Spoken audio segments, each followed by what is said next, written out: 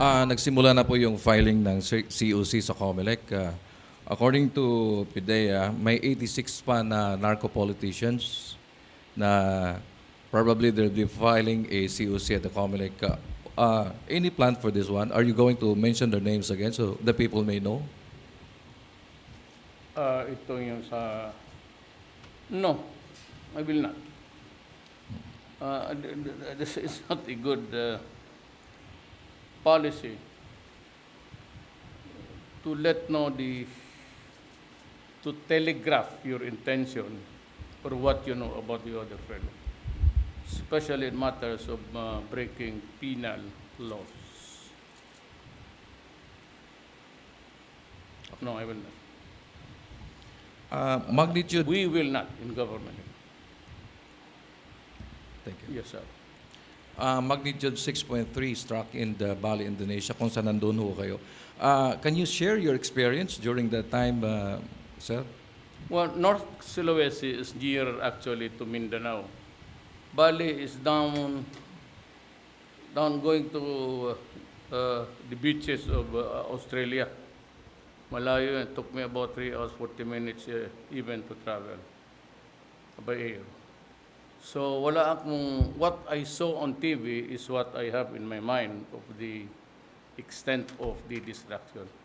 But I grieve also that they have to suffer repeatedly itong earthquakes pati tsunamis because they say that including the Philippines, we are part of the circle of fire, and the tectonic plates in this part of the world, Mother Earth is most active. So, yan ho ang doon. Kakaawa lang kasi it comes one after the other. It's a double whammy for everybody there down south. Yes, ma'am. Mayor Mayong Buntag, Ayong today Buntag. is the second day of the filing of the certificate of candidacy. May we know the 12 senatorial lineup for the administration? Again? 12 senatorial candidates for the administration, Mayor. Really?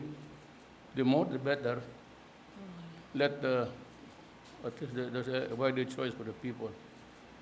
Let the best man win.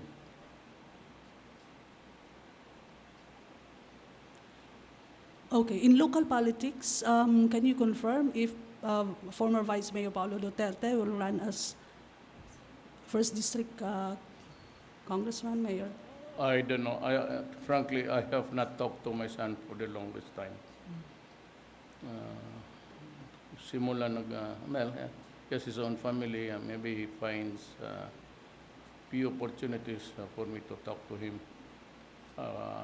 Alam mo naman ako, I commute Manila, Davao frequently. And only because my residence is here. That I have to concede. Nagbabiyahe talaga ako dahil ang bahay ko nandito. Okay. Thank you, sir. Okay. Ms. Marisol Abdurrahman from GMA. Ay, ma'am, you seem to be floating when you walk. Really? That was our sir. Mayor, may we know yung clear-cut guidelines po regarding sa rice importation? Kasi meron na ho mga nagpahayag na it might kill the rice industry in the country. So ano ho ba talaga yung ating policy doon sa pag-import ng rice? Well, that is for Pinyol to come up with the formula. Maybe during harvest time or a little period after that, there must be space for the local products to be consumed, bought and consumed. Then after us comes the lean months, which you have also to consider. The stomach comes first. So the policy of the government is to keep the people keep them away from hunger. So we have to import whether we like it or not, and we have to plant. But frankly, I do not think that we will be rice sufficient. Pero, I don't know in the years to come. Our choices land for palay has been taken over by, there's two theories there. Most of the prime lands down south, and even the upland rice now in Yuma Dinorado, which was a very delicious carbohydrate, yun ang tinatawag nila na food crop. The problem is yung mga large tracts of land have been converted into cash crop, export. Lahat yan. So cash crop pati food crop. Ngayon, because of the not so predictable weather now, it has affected really rice planting. So I don't know if it is now a truism, but climate change maybe has really has made more storms violent and longer periods of dry and wet season. Yan ho ang ano talaga dyan. It's the food crop plus the cash crop. We cannot control unless we expropriate, but that is not a good way of doing it in governance. Na kukunin mo yung lupa na saan naman maraming nagtatrabaho, but it is the agricultural sector.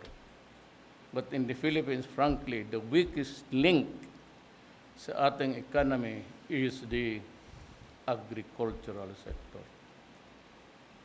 We can only hope that i-balance mo talaga yan. That's the job of Pinyor. And I hope he will do his homework well in the years to come. As I have said in a cabinet meeting, I thought that problem would never confront me. So that early on, I appointed people precisely to meet the challenges of rice shortage. But would you believe it or not, it really happened. And I was the first one who ordered the importation. There were marong gusto, marong hindi. And I said, look, if your inventory is that high, you make it up there. In a way, makakainin yan eh. It might be old stock, but first come, first out yan. Rather than people visibly viewing empty warehouses. Hindi na pwedeng malugi tayo.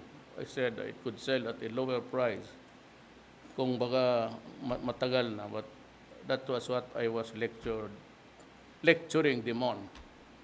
From my native talent, just observing since I was a little boy. Mayroon din kaming rice land na expropriate, coconut lands na expropriate. So, my mother willingly, nobody interested in our family to be a farmer. So, sabi niya, bigay na lang natin. Alright. That's how If I it may is. be allowed for one more.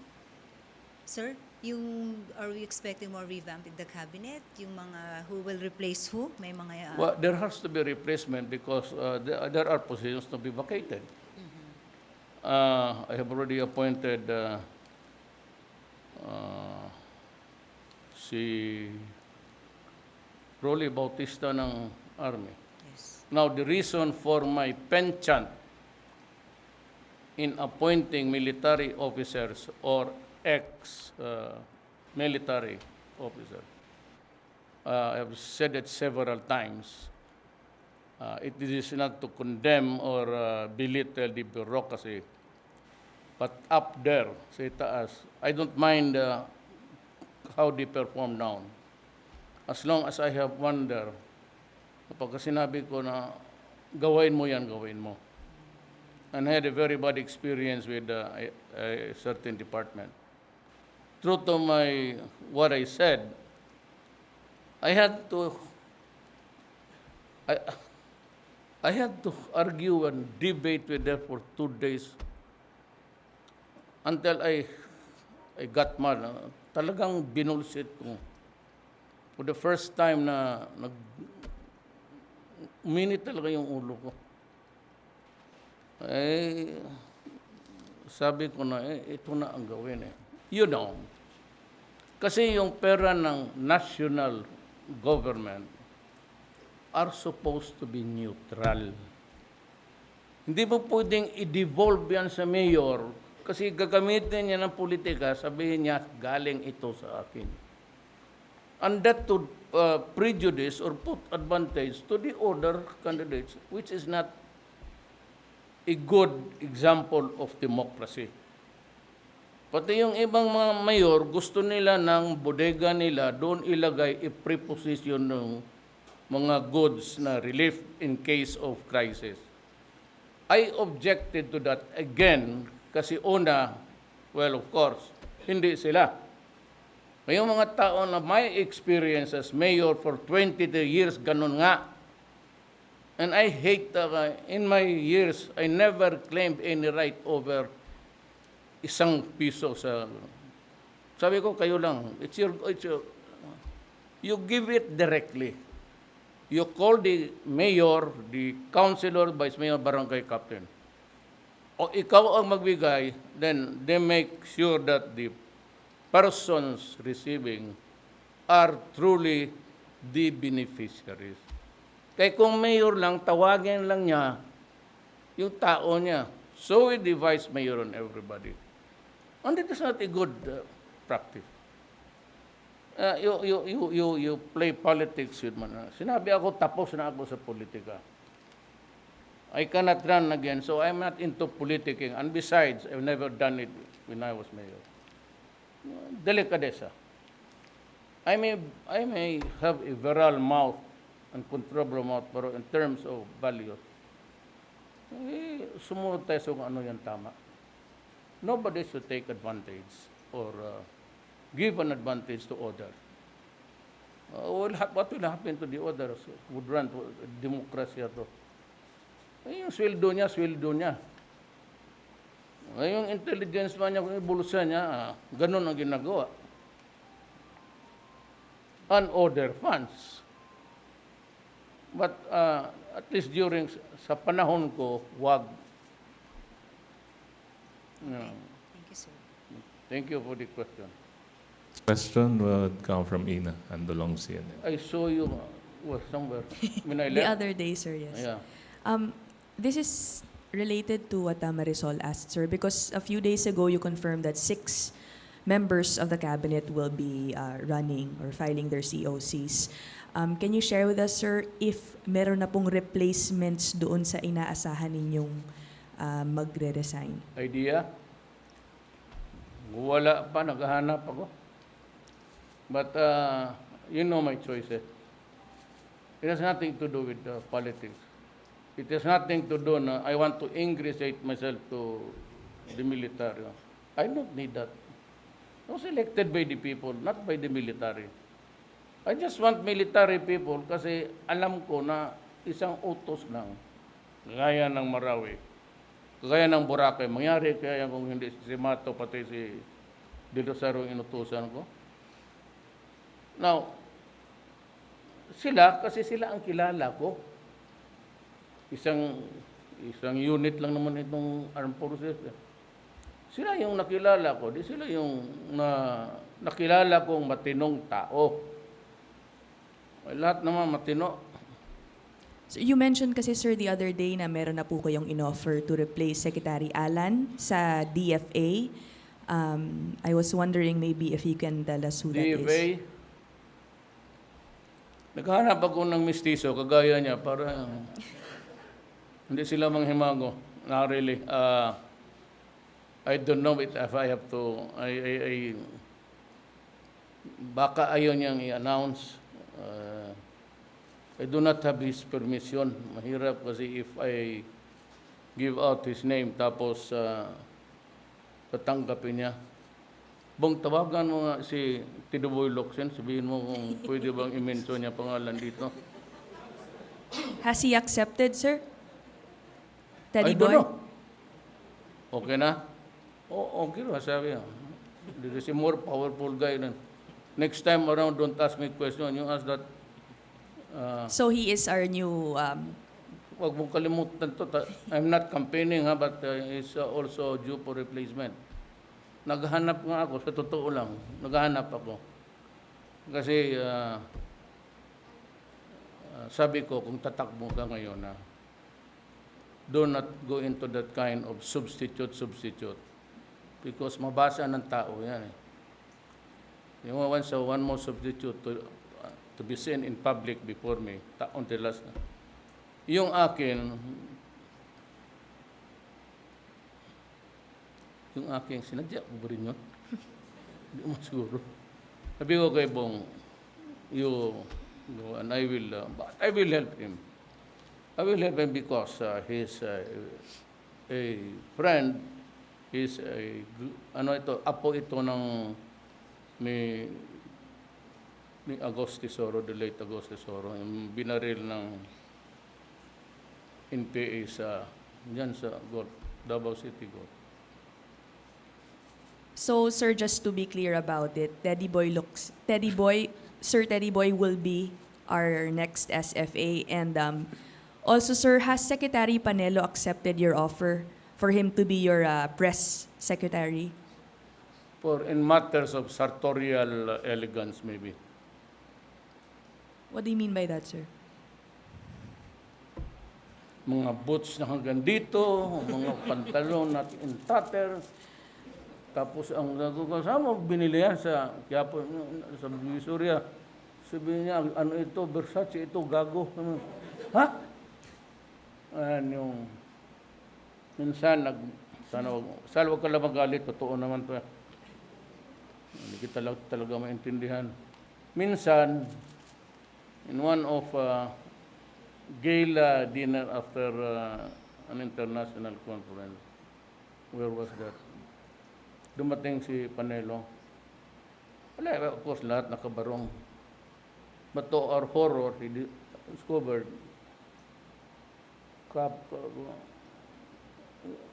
yung ano mo,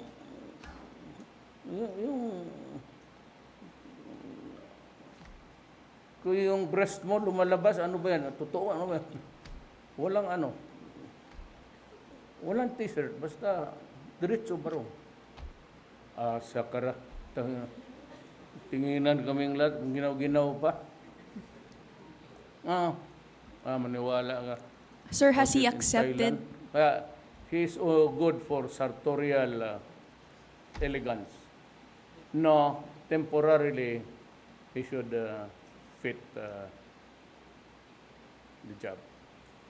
Press secretary, sir. Mayroon na sa Congress, mayroon kayong, I think there's a law. You want the office of Press Secretary revived, and yung PCCO will be anything that has to do with government, information, whatever, mailagay dyan sa isang opisina. And mas maganda yun. Okay. You said temporarily, sir, Temporarily, you mentioned that he will take Yes, that because post. he is the presidential legal advisor. Wala pa akong nakita. Panelo, yan ang porte niya, yung tapos nakabots na palagi. Pareho, pero iba yung mga kanya. Pointed na tumabi ka, pag natamaan ka, maputol yung paa mo. Lastly, sir, Yes, ma'am. Secretary Harry Roque said he hasn't resigned. What is his real status now? Because you mentioned the other day, sabi niya nag-resign, and then sabi mo, sige. Di ganito yan eh. I hope I would not offend Harry, but sabi niya, magtakbo siya ng senador. O di sabi ko, sige, so automatic, may na ako sa may naisip na ako na, Sayag Biusal, ikaw muna. Well, if you want it, then I'd look for, I'll scout for another legal advisor. Tapos kinabukasan, sabi niya, hindi na raw. Sabi ko, nasabihan ko muna si pero walang pala pang replacement. Tapos kinabukasan, sabi niya, tatakbo na naman siya. Kaya sabi ni Bong na hindi naman tatakbo. Mukhang... Oh, the flight was smooth. When we were talking about it, kaya bigla akong nahilo sa ano. So, saan ba tayo pupunta nito, Bong? I'll just talk to him. Better. Ano ba talaga? Tatakbo, hindi, tatakbo, hindi, tatakbo, hindi. Pabuti na lang yan 2021, tatakbo na. Mas longer space to make the choice with finality. Thank you, sir. Kung wala nang iba, there was one pressing issue. I hope it is... I would not say, I do not know.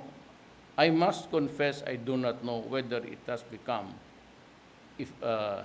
effective or it is now in the pipeline for legislation. But ulitin ko, ang Pilipinas kasi was one of the unfortunate countries na ayaw ko paano ginawa ni God. I'm talking about my God, not somebody else's God. My God is personal. Akin lang yun. I do not share it with anybody. But after the World War II, there was a massive rehabilitation. And one of the cities most devastated was Manila. And there was the Marshall Plan, but it was geared towards Japan.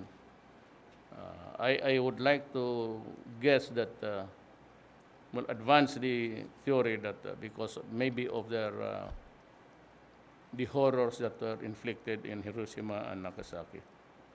And it was much really an atomic war is an infliction of genocide. Yan ang genocide. Itong human rights na ICC, mga bugok. Genocide. Namatay yung criminal dyan, genocide.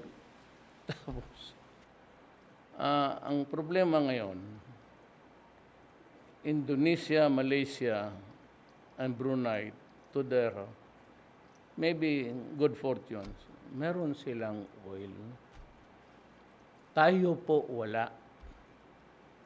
So everything you see in this room, including that mat there, pati dito, is a product of oil. Pati itong baso na ito, the lathe machine na ginagamit lahat sa pag-construct nito, paggawa ng mga, pati itong papel na binabasa ko, comes from an equipment, a machine, or something nagtatrabaho, tumatakbo.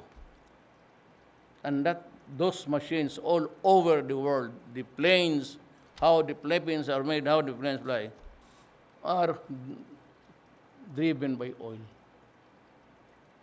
Now, after marami silang oil, hindi sila dependent.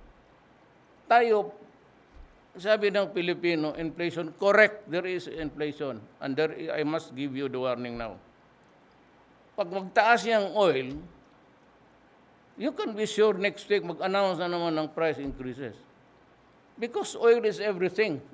The world cannot move. There's not enough solar power to run this country. So ngayon, pag nag-increase pa yung mga iyawa, pag nag-increase yan ng presyo, bukas, tatama tayo na here is a problem. I do not know if it is a confirmed move by the American government. President Trump, would we be willing to sign a trade pact with you? But it must be a document which the countries must sign. And there is a provision which is, I don't know if it is true or not. It came from this guys, yung mga finance. Nandoon yung lahat na, naiwan yung mga finance officer. Joke no, lahat. And of course, other countries. We're talking about it, having coffee. Now, kung pupirma ka niyan, you can export, import, will continue. But you cannot trade with China.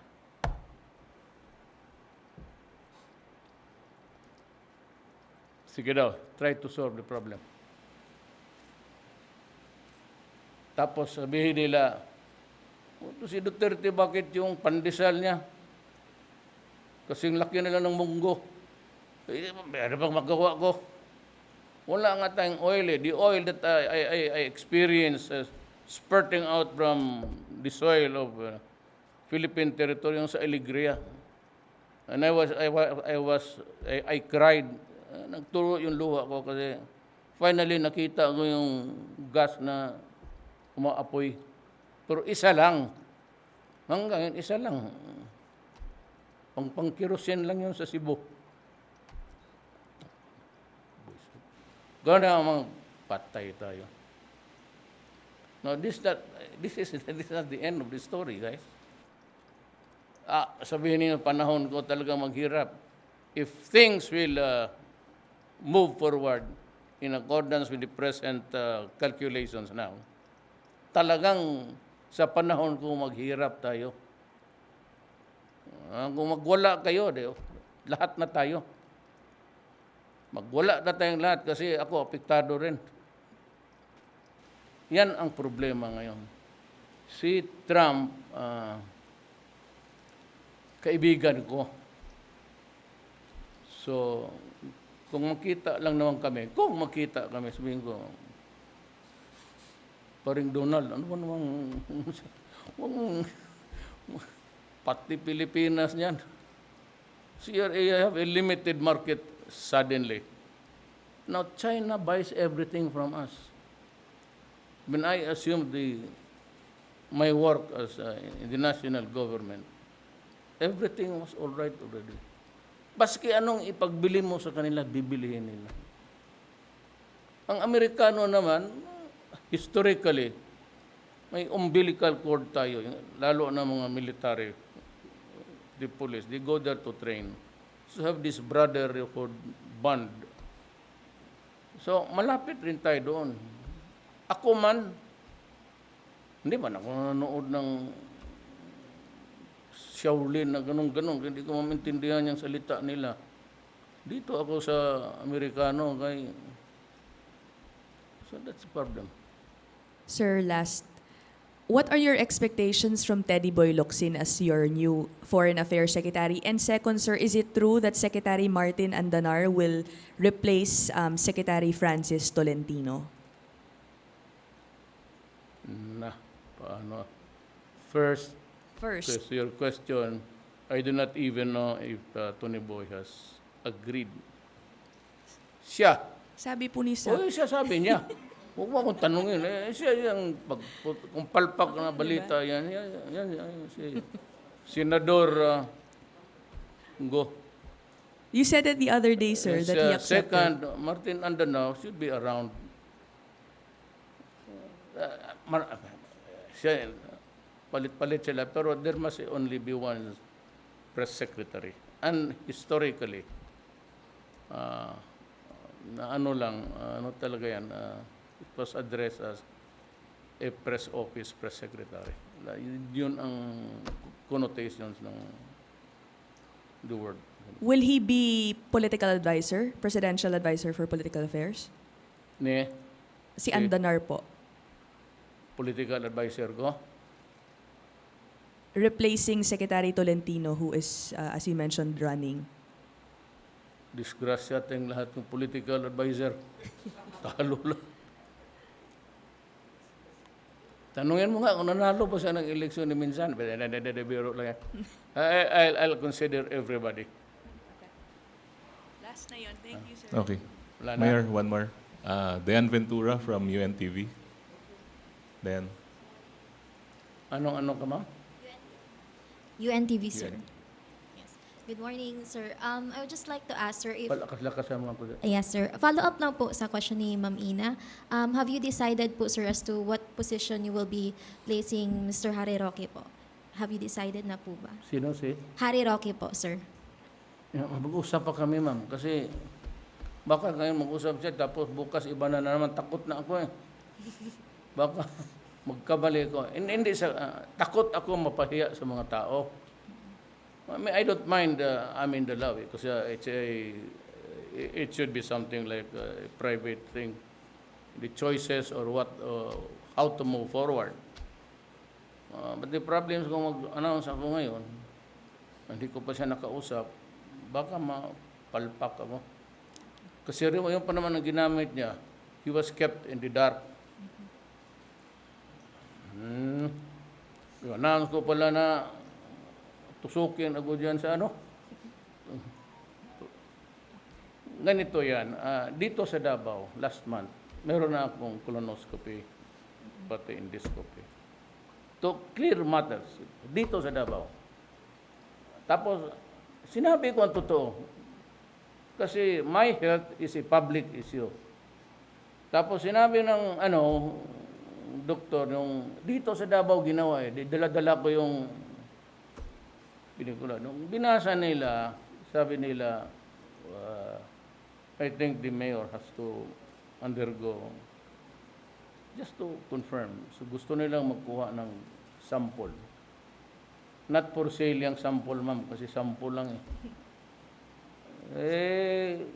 then, di kaka na naman ako para tusok dito. Kaya kita bunga nga ako, medyo mas malaki ng kunti.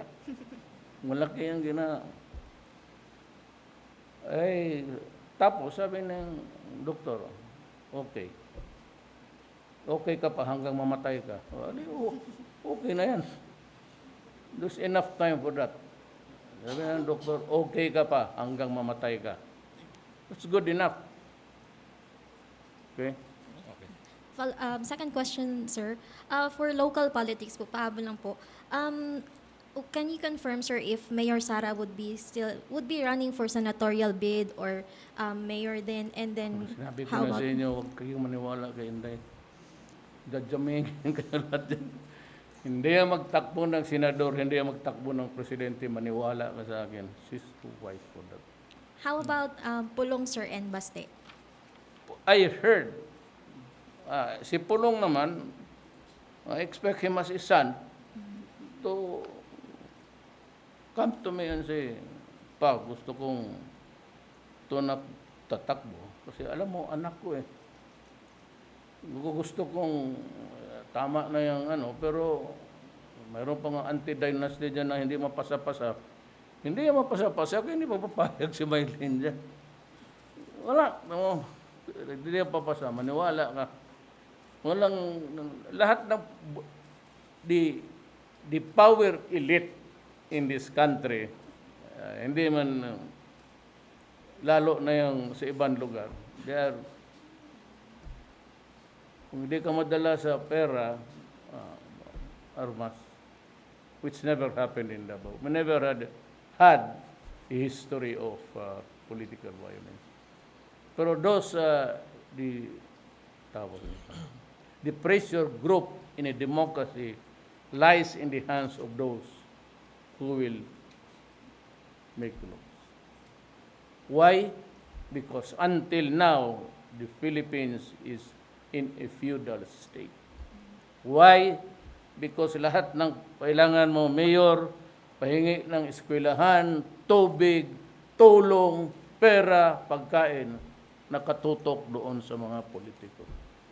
That is why yung feudal system continues. Now, if you replace local government, maswerte ka kung may tao na matino, huwag mo na akong isali dyan para sabihin na ako lang. Tabla kaming lahat. View it as a total, in total dimension. Ganon yan. Okay. Thank you, sir. And there's only one way of doing it, and I would hate to mention it even.